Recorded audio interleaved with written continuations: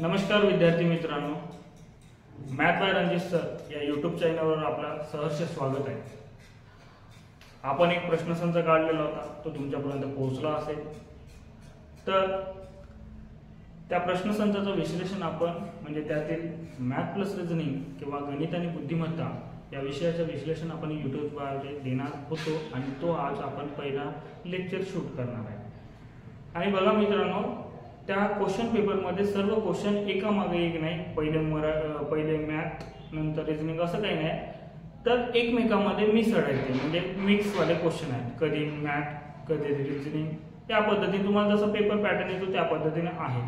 परंतु आपणही आता व्हिडिओ लेक्चर बघताना एकच काम करणार आहे, जसं सिक्वेन्स नुसार तुमचे क्वेश्चन येतील गणित आणि बुद्धिमत्ता त्या पद्धतीने आपण फॉलोअप घेत राहूया। जर तुम्हाला असं पटत नसेल तर पुढच्या लेक्चरला सांगा तसं की पहिले गणित आणि नंतर बुद्धिमत्ता असं घ्यायचं असेल तर तसं करू। परंतु पहिला लेक्चर आपण एक सिक्वेन्स वाईज घेणार आहे। जसं आता आपण इथं क्वेश्चन नंबर 37 पासून घेऊया। म्हणजे क्वेश्चन नंबर 37 मध्ये तुमचा रिझनिंगचा क्वेश्चन आहे आणि तो क्वेश्चन म्हणजे बघा, आता लक्षात घ्या, तुमच्याकडे क्वेश्चन सेट आहे आणि तुमच्याकडे प्रश्न आहे। तुम्ही बघा तिथे क्वेश्चन नंबर 37 कोणता क्वेश्चन नंबर 37, तर त्याचं उत्तर आपण बघणार आहे। आता बघा लक्षात घ्या, तिथे क्वेश्चन होता महादेवरावांचा पगार हा शामरावांपेक्षा जास्त पण अशोकरावा एवढा नाही। कोणाचा? महादेवरावांचा पगार कोणापेक्षा जास्त? शामरावपेक्षा। कोणापेक्षा? शामरावपेक्षा। तर कमी जास्त जर असं म्हटलं तर आपण या रेषाकृती डायग्राम म्हणजे झाडे लावा कार्यक्रम आपण करू शकतो। जसं फॉर एक्झाम्पल आपण घेतलेला आहे, तर त्यानंतर म्हणताय पण काय म्हणताय? अशोकरावा एवढा नाही। म्हणजे अशोकरावा एवढा नाही म्हणजे त्याचा अर्थ काय? एवढा नाही म्हणजे त्याच्यापेक्षा मोठा असेल, त्याच्यापेक्षा म्हणजे एवढा नाही म्हणताय म्हणजे महादेवरावांचा कमी आणि अशोकरावांचा जास्त। म्हणजे इन द सेन्स आपण एक कन्सिडर करूया, जसं अशोक आणि हे बाजूला काढूया, अशोकराव आणि महादेवराव, म्हणजे महादेवरावांचा कमी आहे कोणापेक्षा? अशोकरावांपेक्षा। तर त्या कंडिशन मध्ये पुढचं सेंटेन्स, कृष्णरावांचा पगार शामरावांच्या पगारापेक्षा कमी आहे। कोणाचा? कृष्णरावांचा। मग कृष्णराव कमी आहे तर मग आपण कृष्णराव इथे घेऊया, कृष्णराव। Okay, clear. देन त्याच्यानंतर कृष्णराव झाला, त्याच्यानंतर म्हणताय तुमचं अशोकरावांचा पगार आनंदरावांपेक्षा कमी आहे। कोणाचा? अशोकराव। मग आपल्याला एवढा नाही म्हटल्यानंतर हा जो आहे सेंटेन्स इथे बघा लक्षात घ्या, म्हणजे अशोकरावांचा जरा मोठा काढू आपण, हे झालं अशोकराव, अशोक। मग त्यानंतर त्याच्यापेक्षा जास्त कोण? दुसरा सेंटेन्स आपला जे होता, अशोकरावांपेक्षा कोण जास्त आहे म्हणते? तुमचा आनंदराव। कोणाचा? आनंदराव। मग या पद्धतीने असा डायग्राम तुम्हाला मेंटेन करणं आवश्यक आहे। या पद्धतीने तुम्ही डायग्राम मेंटेन केले तर हा जो आहे याचा मोठा रेष पुन्हा काढू आणि हा कोण असणार? तुमचा आनंदराव। कोणता? आनंद। मग असं पाहता क्षणी तुम्हाला शेवटी काय विचारलं ते बघा। आता शेवटी विचारला सर्वात जास्त पगार कोणाचा? मग सर्वात जास्त पगार असेल, कधी उंची असेल, कधी वय असेल, अशा पद्धतीने क्वेश्चन फ्रेम होतात। परंतु काढण्याचा पद्धत एकच आहे, ती कोणता? मग आपण झाडे लावा कार्यक्रम आपण म्हणतो, आपण क्लासमध्ये घेतो, या पद्धतीने इथं घेतलेला आहे। तर बघा लक्षात घ्या, इथे मग तुम्हाला पाहता क्षणी सर्वात मोठा कोण असं विचारलाय, कोण? आणि तिथे आनंदराव असं उत्तर यायला पाहिजे, आनंदराव। आणि तो ऑप्शन क्रमांक कोणता आहे तुमचा? तर ऑप्शन क्रमांक बी असं तुमचं उत्तर यायला पाहिजे। असं झालं आपल्या पहिल्या क्वेश्चनचं विश्लेषण। या पद्धतीने आपण नेक्स्ट बघायला गेलो तर नेक्स्ट क्वेश्चन तुमचा पुन्हा क्वेश्चन नंबर 39। तर याच्यानंतर आपण बघूया क्वेश्चन नंबर कोणता? 39। तर बघा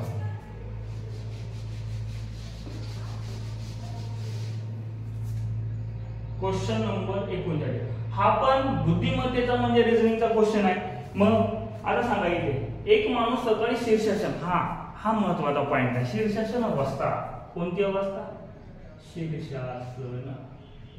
शीर्षासन अवस्था जे काही आहे त्याच्यामध्ये एक कन्सेप्ट तुम्ही लक्षात ठेवा, म्हणजे कोणता? तर जेव्हा जेव्हा शीर्षासन अवस्था असते म्हणजे तुमचं डोकं खाली पाय वर, या पद्धतीने तो आहे। मग त्या कंडिशन मध्ये तुमचा चेहरा ज्या शीर्षासन अवस्थेत ज्या दिशेला तुमचा चेहरा आहे त्याच्या अगदी विरुद्ध दिशेला साध्या अवस्थेत येणार आणि उत्तर काढताना आपल्या साध्या अवस्थेत आणावं लागेल. मग साधा अवस्था म्हणजे काय? साधा म्हणजे तुम्ही जसे आपण दररोज उभे राहतो ती झाली तुमची साधी अवस्था. मग साधा अवस्था जर म्हटलं तर त्यांचा शीर्षासन अवस्था. शीर्षासन अवस्थेमध्ये कोणती दिशा आहे सांगा. तर तिथे बघा लक्षात घ्या, जरा हा ट्रिकी क्वेश्चन आहे. तर काय म्हणतंय, सूर्यकिरणे त्याच्या पाठीवर पडले. मग मला सांगा सूर्यकिरणे कधीची वेळ आहे त्याच्या? सकाळी म्हणताय. सकाळी सूर्य कुठे उगवतो? पूर्वेला. कुठे उगवतो? पूर्वेला. तर मित्र पूर्वेला उगवतो तर त्याच्यानंतर त्याच्या पाठीवर त्याची किरण पडायला पाहिजे. कोणते? पाठीवर पडायला पाहिजे. म्हणजे तुमच्या अपोजिट. जर पूर्वेकडून तुमच्या पाठीवर किरणे पडत आहेत म्हणजे तुमचा चेहरा कुठे असायला पाहिजे? निश्चितपणे पश्चिमेकडे असायला पाहिजे. कुठे असायला पाहिजे? पश्चिम. मग शीर्षासन अवस्थेत त्याचा चेहरा कोणत्या दिशेला? चेहरा आहे पश्चिमेला. कोणत्या दिशेला? पश्चिमेला. मग चेहरा पश्चिमेला आहे तर आपण एक कन्सेप्ट सांगितला, जेव्हा जेव्हा शीर्षासन अवस्था असते तेव्हा आपल्याला जे शीर्षासन अवस्थेत आहे त्याच्या अगदी विरुद्ध दिशा घ्यायची. अगदी विरुद्ध, पश्चिमच्या अगदी विरुद्ध दिशा म्हणजे कोण? म्हणजे साध्या अवस्थेत कोणती दिशा आहे ना सांगा बरं तुमचं? पूर्व दिशा. कोणती दिशा? मग त्याच्या साध्या अवस्थेत कोणत्या दिशेला आहे त्याचा? तो इकडे पूर्वेकडे पाहत आहे. कुठे पाहत आहे? आपण जर क्वाड्रंट काढला या पद्धतीने, मग या दिशेने इथं पूर्व म्हटलं, ही कोणती उत्तर, ही कोणती आहे तुमची पश्चिम आणि ही कोणती आहे दक्षिण. मग पूर्व दिशेला पाहताय. पूर्व दिशेला पाहताना त्याचा डावा हात उजवा हात जर म्हटलं तर 90 डिग्री अंशामध्ये तुम्हाला वाढवायचा आहे. किती डिग्री अंशामध्ये? 90 डिग्री अंशामध्ये. डावीकडे म्हटलं डावीकडे, उजवीकडे म्हटलं तर उजवीकडे. या पद्धतीने तुम्हाला 90 डिग्री मध्ये वाढवायचं आहे. मग 90 डिग्री मध्ये वाढवताना शेवटी काय म्हणताय तर त्याचा डावा हात कोणत्या दिशेला? मग मला सांगा त्याचा चेहरा साध्या अवस्थेत कोणत्या दिशेला? तुमच्या पूर्वेला. तिथनं तुम्हाला डावीकडे म्हटलं तर मला सांगा तुम्ही इकडे पाहता. बस इथे बसा. बसले. त्या पद्धतीने बघा पूर्वेकडे पाहताय तुम्ही. पूर्वेकडे पाहताय तुमची डावी दिशा कोणती ना? उत्तर बाजू. म्हणून तुमचं उत्तर काय ना? मग उत्तर. म्हणून उत्तर येणार. मग ऑप्शन क्रमांक कोणता? ऑप्शन क्रमांक 3 म्हणजे ऑप्शन क्रमांक सी उत्तर असं त्याचं उत्तर यायला पाहिजे. समजलं? अशा पद्धतीने दुसऱ्या क्वेश्चनचा विश्लेषण क्लिअर. त्याच्यानंतर बघा एक 1 बाय 1 आपण घेणार. असं अपेक्षित आहे की तुमचा अभ्यास झालेला आहे आणि तुम्ही रिव्हिजन लेक्चर सारखं बघत आहात. त्याच्यामुळे त्या पद्धतीने ते होणार. आपल्या बॅचेस नेहमी चालतात त्यामध्ये व्यवस्थितरित्या 1 बाय 1 कन्सेप्ट तिथे सांगितलेली जाते. तरी पण इथं मी पूर्णपणे डेटा जसा तुम्हाला क्लासमध्ये सांगत आहे सेम कन्सेप्ट इथं फॉलो अप करत आहे. ओके. त्याच्यानंतर बघा आता या टाइपचे क्वेश्चन तुम्हाला क्वेश्चन नंबर आता 41. क्वेश्चन नंबर कोणता आहे? 41. तर बघा आता क्वेश्चन नंबर 41 मध्ये क्वेश्चन नंबर 41 यामध्ये बघा सिरीज मध्ये तुम्हाला दिलेलं आहे. मग आता सिरीज मध्ये म्हटलं तर बघा सिरीज मध्ये काय देऊन आहे बघा मित्र? 4, 20. त्याच्यानंतर काय देऊन आहे? 120 आणि किती देऊन आहे? 880. मग तुम्हाला क्वेश्चन मार्क आहे. तर मित्र आता बघा लक्षात घ्या व्यवस्थित, जेव्हा जेव्हा सिरीजचे क्वेश्चन येतात जर हा तुम्हाला 20 सेकंदात सुटला तर ठीक, नाहीतर घरी येऊन सोडवा. समजत आहे का? नाही तर शेवटी सोडवा. जास्त इगो करण्याची अजिबात गरज नाही. परंतु तुम्ही प्रॅक्टिस करा, येणार निश्चितपणे. आणि तुम्हाला जर 25 क्वेश्चनचा मॅथ रिजनिंग विचारला त्यापैकी तुम्हाला 7 ते 8 तुमचा अंकमाला आणि अक्षरमाला या घटकावर येतात. त्याचे उपघटक आहेत हे. मग त्या पद्धतीने आपण इथं बघणार आहे. जसं बघा इथं रिलेशन कोणताही लागू शकतं. कधी वर्ग, कधी घन, कधी वर्ग -1, कधी घन -1, असा घन +1 अशा पद्धतीने लागतो. मग इथे बघा आता 4 मध्ये कधी कधी पटीत असतो, कधी कधी भागाकारात असतो. त्या पद्धतीने बघा जर मी 4 ला जर 3 म्हणजे 4 ला जर 5 ने गुणलं तर उत्तर किती येते यार? 20. जर मला सांगा इथं 20 ला जर मी 6 ने गुणलो, किती ने गुणलो? 6. तर कसा होत आहे तुमचा? 20 गुणिला 6 म्हणजे किती होत आहे? 120. त्याच्यानंतर मला सांगा जर मी याला 7 ने गुणलं तर 12 7 84, 84 आणि वरचा 1 शून्य म्हणजे किती झालं रे? तुमचं उत्तर झालं ते किती झालं तुमचं? 84. 12 7 84 झालं. मग त्याच्यानंतर मला सांगा रिदम कसं चालतंय बघा. गुणिला तर होत आहे, परंतु ते होताना सुद्धा काय होत आहे? एक वेळा 5, एक वेळा 6, एक वेळा 7. त्याच्यानंतर काय ना मग सिक्वेन्स तिथं फॉलो होत आहे. नंतर ते येणार 8 ने येणार पण काय करावं लागेल? गुणाकार. पण पुन्हाला तर त्याच्या आधीच्या संख्येला, मग आधीची संख्या कोणती आहे तुमची? 840. तर याला जर आपण गुणलं तर बघा आता मित्र एकच संख्या 8 गुणिला 0 म्हणजे तुमचा 0. 832 32 2 हातचा किती रे? 3. 8 8 64 64 न 3 किती होत आहे? 64 न 3 किती होतं तुमचा 67. म्हणजे तुमचं उत्तर अशा पद्धतीने तिथे मेंटेन व्हायला पाहिजे. ऑप्शन क्रमांक 1 आणि 67 20 काय ना तुमचा ऑप्शन क्रमांक 1 67 20. म्हणजे आपण इथे कशाने गुणलाय 8 ने, म्हणजे उत्तर काय आला तुमचा 67 20 असं उत्तर यायला पाहिजे. ओके. नेक्स्ट क्वेश्चन आपण अजून पुन्हा एक क्वेश्चन बघूया. जसं या पद्धतीचे तुमचं विसंगत पद ओळखा, विसंगत पद ओळखा असा एक क्वेश्चन मिळणार. मग त्याच्यानंतर लगेचचा क्वेश्चन आहे तुमचा 42. कोणता आहे 42. मग 42 मध्ये बघा, लक्षात घ्या क्वेश्चन नंबर 42. तर 42 मधला क्वेश्चन तुमचं तांबे, लोखंड, पारा, कठीण सर्व धातू आहे, परंतु पारा हा जो आहे विषारी धातू आहे. पारा हा काय विषारी धातू आहे. कोण विषारी धातू आहे? विषारी धातू. विषारी धातू कोण? पारा. त्या कारणास्तव हा विसंगत ठरत आहे. बाकीचे सर्व तुमचे धातू आहेत, हा पण धातू आहेत, परंतु हा पारा हा जो आहे तो विषारी धातू आहे आणि बाकीचे विषारी धातू नाही, म्हणून तो उत्तर तुमचा पारा असं येणार. आणि ऑप्शन क्रमांक कोणता तिथे देताना बघा लोखंड, तांबे, पारा आणि कठीण. तुम्हाला वाटेल तिसरा नंबर, असं गलती होते बघा मित्र.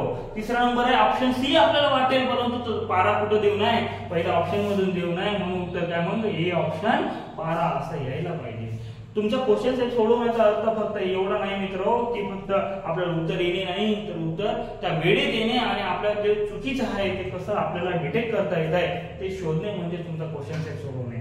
मित्र तुम्हाला सांगतो की तुम्ही 70 ते 75 मिनिटात जर सोडवले नाही तर या प्रश्नपत्रिका सोडवण्याचा काही उपयोग होत नाही. समजले का? त्या पद्धतीने तुम्हाला मेंटेन व्हायला पाहिजे. नेक्स्ट क्वेश्चन समजला असेल तर नेक्स्ट जाऊया आपण आता. नेक्स्ट बघा, त्याच्यानंतर लगेच क्वेश्चन आहे तुमचा 43 वाला क्वेश्चन, क्वेश्चन नंबर 43. मग त्यामध्ये सुद्धा पुन्हा बघा तिथे नंबर सिरीजच आहे. म्हणजे बघा लक्षात, जर आपण काय म्हणू याला पुसून टाकू, त्याच्यानंतर तर घेऊया आपण. जर 27 म्हणजे 3, 27 म्हणजे 3, तर तुमचं काय म्हणतात पुन्हा 64 म्हणजे 64:4 अशा पद्धतीने रिलेशन मेंटेन केलं आहे. आणि हा 125 म्हणजे काय? आता मित्र तुम्हाला गुणोत्तर वाटेल तसा, पण गुणोत्तर नाही आहे तो बरं का. मग मला सांगा, तुम्हाला घन वर्ग पाठ असणं अत्यंत आवश्यक आहे आणि ते नसेल तर ते करून टाका, ठीक आहे. तर मग मला सांगा की त्या पद्धतीने, कारण त्याच्याशिवाय तुम्हाला येणे नाही. मग मला सांगा 3 27 दिसलं, 27 दिसतंय म्हणजे काय झालं, तो कोणाचा ना कोणाचा घन आहे. आणि कोणाचा घन आहे मित्रो? 3 चा घन म्हणजे उत्तर किती 27 आणि 4 चा घन म्हणजे उत्तर किती 64. आता मला सांग इकडे 25 देऊ ना, म्हणजे इकडच्या का घन इकडे होता, इकडच्या मग सेम रिदम चालू होत आहे तिथे. जन गण मन अशा पद्धतीने रिदम जसा फॉलो होतो तसाच पद्धतीने इथं रिदम फॉलो होत आहे. म्हणजे रिदम कोणता फॉलो होत आहे मग सांगा. आता ही 3 4 आणि नंतरचा कोण यायला पाहिजे 5 चा घन. सॉरी इथं वर्ग केलाय आपण, इथं घन करा घन. मग 5 चा घन किती 125. कोणामुळे आला 125? 5 मुळे. म्हणून ऑप्शन क्रमांक कोणता? ऑप्शन क्रमांक डी. आणि उत्तर काय तुमचं 5. अशा पद्धतीने इथं मेंटेन व्हायला पाहिजे. Okay, clear. त्याच्यानंतर बघा पुन्हा विसंगत म्हणजे गटात न बसणारा शब्द ओळखा म्हणताय. हा बघा, हा लई खतरनाक क्वेश्चन आहे. Question number 44. Question number 44. तर बघा याच्यामध्ये हा जबरदस्त क्वेश्चन म्हणता येईल. कारण बघा तुम्ही सोडवायला घेतले 20 सेकंदात जर तुम्हाला डिटेक्ट होत असेल तर ओके, नाही येत असेल तर इगो करू नका. मी लई वाचलाय, मला यायला पाहिजे असं जर म्हणत असाल तर प्रश्न म्हणते मी नाही येत जा म्हणते, समजत आहे का? मग त्या कंडिशन मध्ये तुम्हाला जर मना म्हणजे तुमच्या त्या एका क्वेश्चन तो 10 किंवा आता इथे आपल्या क्वेश्चन पेपर मध्ये 44 क्वेश्चन होता. मग 44 क्वेश्चन पर्यंत आल्यानंतर तुमचं इथे गफलत होऊ शकते. तुम्ही किती सोडवलं तरी तर उत्तर येणार नाही, कधी कधी होऊ शकते असं. त्या पद्धतीने तुम्हाला काय करावं लागेल, मग त्या पद्धतीने तुम्हाला गोहान करावं लागेल. जर 20 सेकंदात उत्तर येत आहे तर देन ओके, नाही येत आहे तर पहिले बाकीच्यांना सोडून घेतो, नंतर मी तुझ्याकडे येतो असं सांगा त्या क्वेश्चनला आणि पुढे जावा. मग त्याच्यानंतर हा क्वेश्चन जरा वेगळा होता. तुम्ही आधी या पद्धतीचा क्वेश्चन जर तुम्ही पाहिले असते तर तुम्हाला माहिती झाला असता का कशा पद्धतीने लवकर सोडव. आता बघा इथे ऑप्शन क्रमांक आपण लिहून घेऊया. ऑप्शन क्रमांक 3 8 6 असा आहे. मग ऑप्शन 2 मध्ये म्हणजे ए बी मध्ये तुम्हाला आहे तुमचं काय 187. त्याच्यानंतर बघा 1 2 झाले, तिसरा. त्याच्यानंतर तुमचा 7 8 1. त्याच्यानंतरचं कोणतं आहे डी ऑप्शन मध्ये तुमचं आहे 682 अशा पद्धतीने तुमचे ऑप्शन मेंटेन केले. मित्रांनो बघा पाहता क्षणी आपल्याला काहीच नाही वाटत की कोणतं रिलेशन काय ना वर्ग ना घन काय काहीच नाही. मग त्या पद्धतीने काय करावं असं तुम्हाला वाटत असेल मग त्या कंडिशन मध्ये आपण मॅथ्समध्ये व्यवस्थितरित्या या टाइपचे क्वेश्चन सुद्धा घेतलेले आहेत. तुम्हाला मग सांगून देतो आता पुन्हा एकदा आपण या पद्धतीने बघा. ओके तर तुम्ही पाहता क्षणी बघा लक्षात घ्या हा पहिला घटक आणि तिसरा घटक. नाहीतर बघा त्या अंकांची बेरीज सुद्धा कधी कधी असू शकते. मला सांगा या अंकांची बेरीज करा बरं. 8 अधिक 6 सॉरी 3 अधिक 8 अधिक 6 म्हणजे उत्तर किती होतं 8 आणि 3 11 11 आणि 6 किती होतं 17. मग त्या पद्धतीने इथे बघा याचा बरोबरीत करा मग 1 अधिक 8 अधिक 7 म्हणजे किती 8 आणि 7 15 15 आणि 1 16. त्याच्यानंतर इकडे बघा 7 अधिक 8 अधिक 1 म्हणजे 8 आणि 7 15 आणि 1 16. त्याच्यानंतर मला सांगा 6 अधिक 8 अधिक 2 यामध्ये 8 आणि 7 14 आणि 2 16. मग मला सांगा या इथे कोणता घटक तुमचा वेगळा ठरत आहे. बाकी सर्वांची बेरीज काय आली 16 आली आणि एकाचं काय आलं तुमचा 17 आला. म्हणून तुमचा काय येणार उत्तर मग ऑप्शन क्रमांक 1 कोणता येणार म्हणून तुमचा हा विसंगत ठरत आहे. काय कारण काय अंकांची बेरीज काय आहे. कोणता लॉजिक लागला अंकांची बेरीज काय लागला अंकांची बेरीज. जर तुम्हाला काही नवीन असं क्वेश्चन वाटत असेल त्या पद्धतीने तुम्ही तिथे लिहून घेऊ शकता तुमच्या नोट्स मध्ये ते मेंटेन करू शकता. ओके ते याच्या व्यतिरिक्त दुसरं एक इथे लॉजिक लागू शकते. तसं मला सांगा तुमचं जे ऑप्शन क्रमांक तुमचा हा बघितला तर बघा शेवटचे दोन अंक बघा तुम्ही पहिला आणि शेवटचा 6 अधिक 2 किती होते 8 1 अधिक 7 किती होते 8 1 अधिक 7 किती होते 8 म्हणजे त्याच्यानंतर तुमचा 3 अधिक 7 किती व्हायला पाहिजे होते 9 व्हायला पाहिजे होते. पण हाय का तिथे 9 हाय का नाहीये. म्हणून ऑप्शन क्रमांक पण तुम्ही किती पद्धतीने सोडवा यार परंतु तुम्हाला उत्तर हा नेहमी कोणतेही लॉजिक लावले तरी किती लॉजिक लावले तरी उत्तर हा एकच यायला पाहिजे. समजत आहे का. मग त्या पद्धतीने तसं मेंटेन व्हायला पाहिजे. ओके देन नेक्स्ट त्याच्यानंतरचा क्वेश्चन आहे आपला हा या टाइपचे क्वेश्चन तुम्हाला प्रत्येक पेपरला पाहायला भेटतात. क्वेश्चन नंबर 45 निश्चितपणे पाहायला भेटतात. तर बघा आता या क्वेश्चन मध्ये कशा पद्धतीने आपण मेंटेन करायला पाहिजे तर बघूया आपण. ओके दे सांगा आता बघा ह्या टाइपचा क्वेश्चन असेल तुम्ही जरा स्मार्ट विचार करा. मग स्मार्ट विचार म्हणजे काय सीताफळाला आंबा म्हटले म्हणजे हे तुलनात्मक म्हणजे तुमच्या त्या पद्धतीने विचार करण्याचा क्वेश्चन आहे. मग आता इथे या क्वेश्चन मध्ये तुम्ही इथे करणं फक्त पेपर सोडवणे नाही तर पेपरचा क्वेश्चन किती लवकर पद्धतीने आपल्याला सोडवता येईल हे अचूक ज्ञान इथं मिळवणे अत्यंत आवश्यक आहे. आणि त्याच्यासाठी बघा तुम्हाला व्हिडिओ लेक्चर मी एक पीडीएफ करून न देता तुम्हाला क्वेश्चनचे आन्सर पीडीएफ करून न देता व्हिडिओ लेक्चर घेण्याचं कारण तोच कारण तुमचा प्रश्न सोडवण्याचा अप्रोच काय असायला पाहिजे तुमच्या फायनल एक्झाम मध्ये अप्रोच काय असायला पाहिजे त्या उद्देशाने तुम्हाला व्हिडिओ बनवण्यात येत आहे. ठीक आहे देन आता बघा तिथे सीताफळाला आंबा म्हटले म्हणजे कोणाला तरी काहीतरी म्हणताय तर त्याच्या वेळेस तुम्हाला शेवटी काय उत्तर विचारलं म्हणजे प्रश्न विचारलाय त्याचं तुम्हाला अंडरलाईन करा. आता बघा फणसाला केळी म्हटलं तर फळांचा राजा कोण फळांचा राजा कोण आता सांगा मला फळांचा राजा कोण. तर तुम्ही तिकडे मनातल्या मनात गुणगुणत राहा म्हणजे मजा येईल तुम्हाला शिकायला. नाहीतर मजा नाही येणार. तुम्हाला वाटलं फील झाला पाहिजे की मी एका वर्गात आहे मास्टर माझ्या समोर आहे बस एवढा तुमचा तिथं असलं पाहिजे. फळांचा राजा कोण आता व्यवहारिक भाषेत म्हणजे आपल्या फळांचा राजा कोण असं जर म्हटलं तर आपलं उत्तर काय येते आंबा. काय येते आंबा.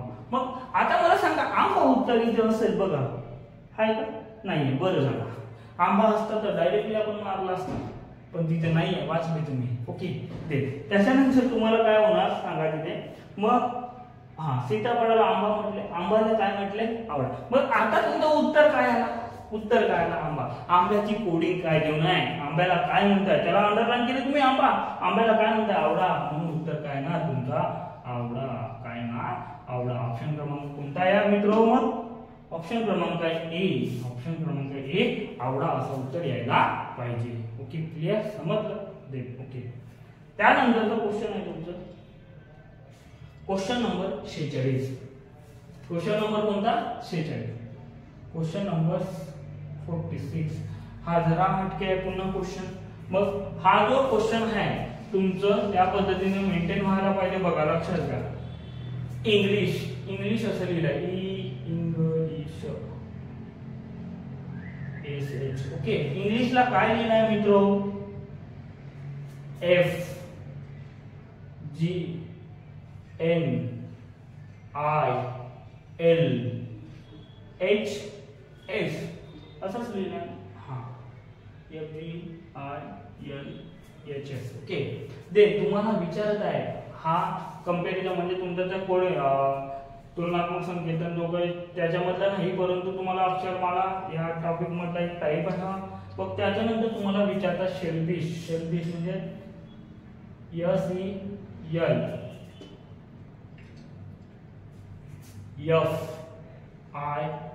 FISH अशा प्रकारे. तर रिदम बघा आता मित्र, तर तुम्हाला या पद्धतीने मेंटेन करावं लागेल रिदम. ओके. तर यांच्यामध्ये सिक्वेन्स किंवा काय लॉजिक लागत आहे ते आपल्याला पहिले जाणावं लागेल. पण सांगा ई नंतर काय येतो. आपल्याला आता इथे काय पाहिजे ते एबीसीडी लिहिणं पाहिजे. एबीसीडी 4 गटामध्ये आपण इथे लिहित नाहीये, पण त्या पद्धतीने तुम्हाला लिहायचं आहे. परंतु हा तसला टाइप नाहीये म्हणून आपण लिहिलेला नाही. परंतु बघा ई नंतर कोण येते एफ. तर मित्र तुम्हाला 4 ऑप्शन आहे. 4 ऑप्शन आपण पहिल्यांदा लिहून घेऊ. 4 ऑप्शन तुमचे कोणकोणते आहेत. ILEF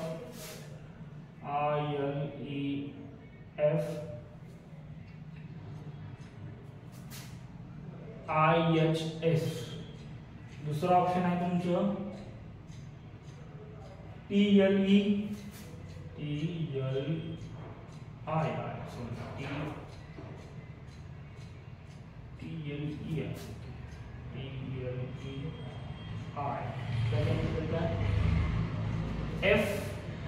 FHS.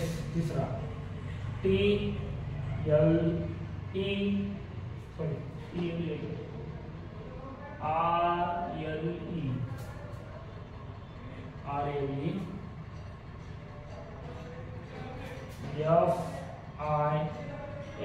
FISH.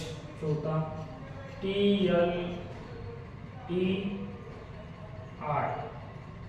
FSH. अशा पद्धतीने आहे मित्र. बघा इथं रिदम कोणता मेंटेन होता ते आपल्याला अगदी पहिले जाणावं लागेल.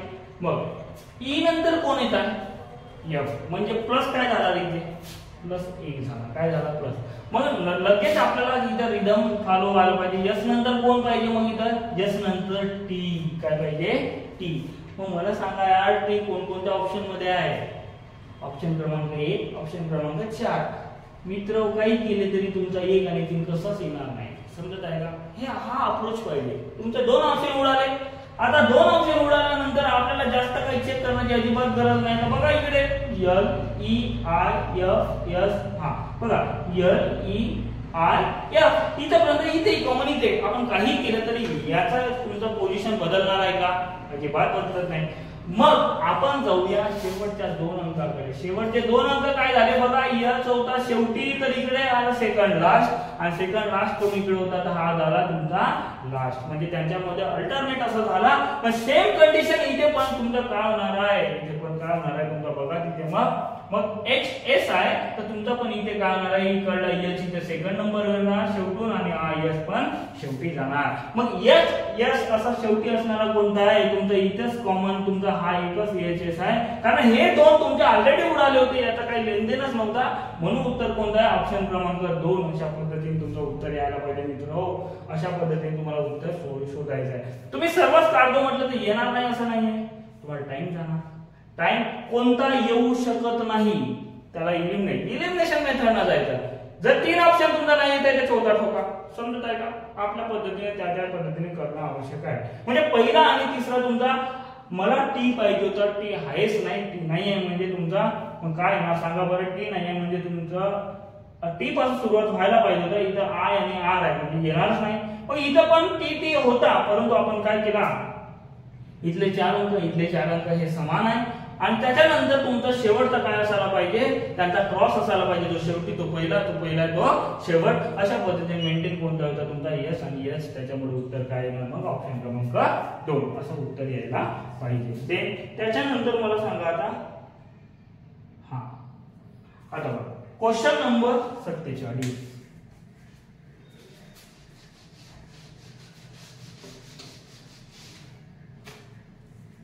क्वेश्चन नंबर काय म्हटलं आपण 47. मग क्वेश्चन नंबर 47 मध्ये बघा यार.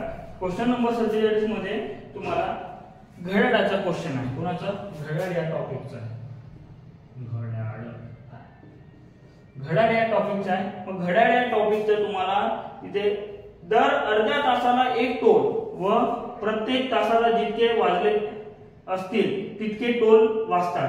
म्हणजे 1 वाजता 1, 2 वाजता 2, 12 वाजता 12, 13 वाजता 13. आता 13 वाजेल का?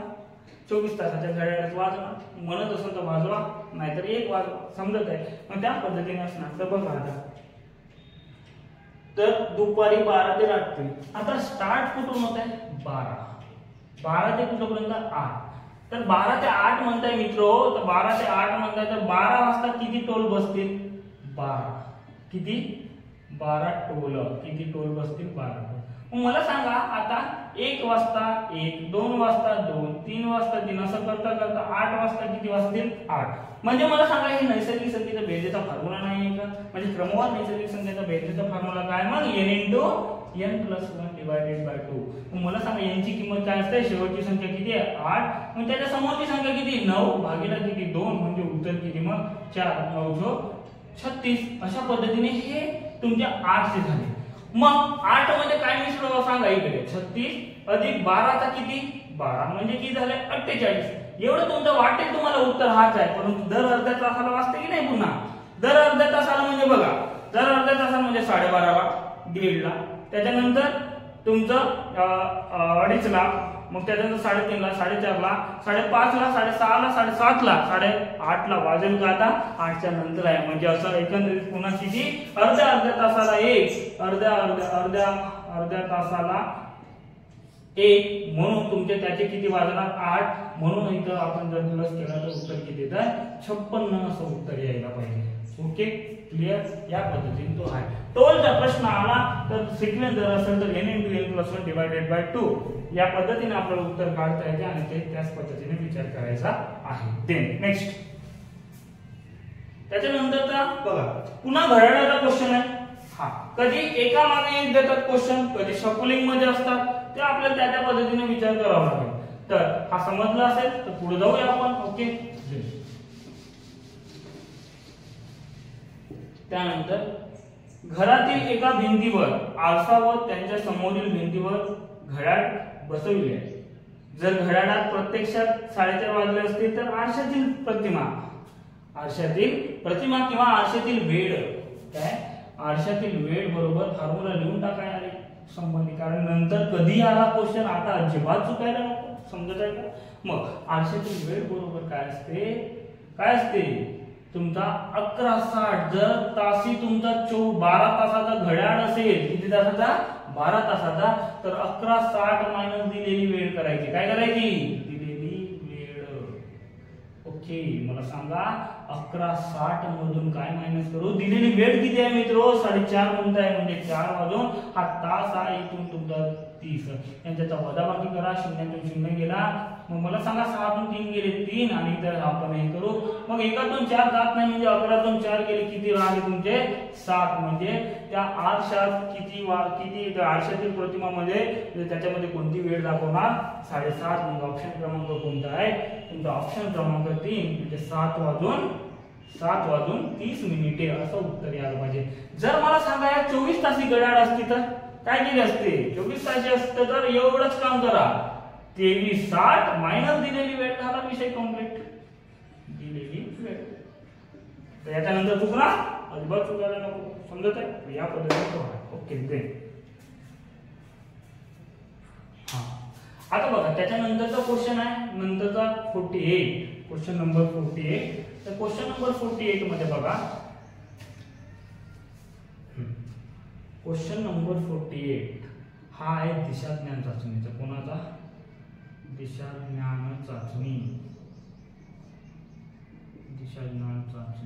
ओके, हा म्हणजे आता बघा याच्यासाठी थोडं बेसिक ज्ञान पाहिजे. तुम्हाला बेसिक ज्ञान म्हणजे बघा आता प्रत्येक वेळी तुमच्या नंतरच्या लेक्चरला सांगणार नाही. हा पहिला लेक्चर म्हणून सांगतोय तुम्हाला. तर याला आपण उत्तर कन्सिडर करतो, याला दक्षिण, याला पूर्व, याला पश्चिम. आणि उत्तर पूर्व मध्ये कोण? ईशान्य असते. आणि पश्चिम उत्तर मध्ये वायव्य असते. आणि त्याच्यानंतर पश्चिम दक्षिण मध्ये नैऋत्य असतो. आणि त्याच्यानंतर दक्षिण आणि पूर्व मध्ये कोण असते? यार तुमचा आग्नेय असा असेल. ओके. देन आता मला सांगा तिथे काय म्हणताय. तिथे तुम्हाला लक्षात घ्या कृष्णा प्रथम दक्षिणेला. हा बघा लक्षात घ्या दक्षिणेला म्हणजे आपण असा पॉइंट ठरवायचा इथे प्लस करायचा. ठीक आहे. प्लस केल्यानंतर दक्षिण इथं पॉइंट वर आहे तर दक्षिणेला म्हणजे खालच्या दिशेने चालला. मित्र दक्षिण कुठे आहे तुमच्या सेंटर पॉइंट वर तिथून तुम्ही दक्षिणेला चालले. दक्षिणेला जाणे म्हणजे काय तुमचं.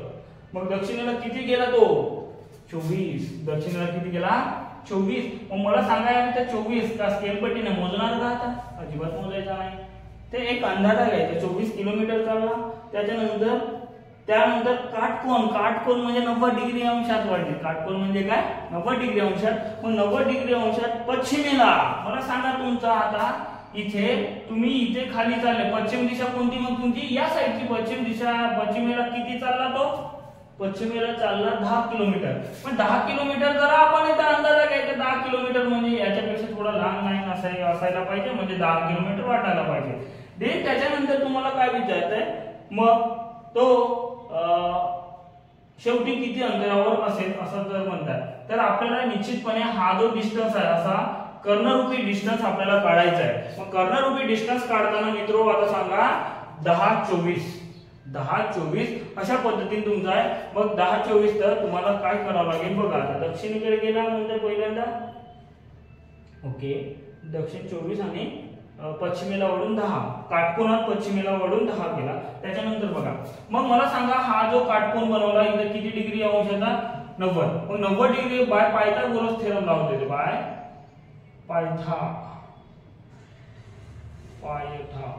पायथागोरस प्रमेय. पायथागोरस प्रमेय म्हणजे कर्णचा वर्ग बरोबर बाजू 1 चा वर्ग प्लस बाजू 2 चा वर्ग.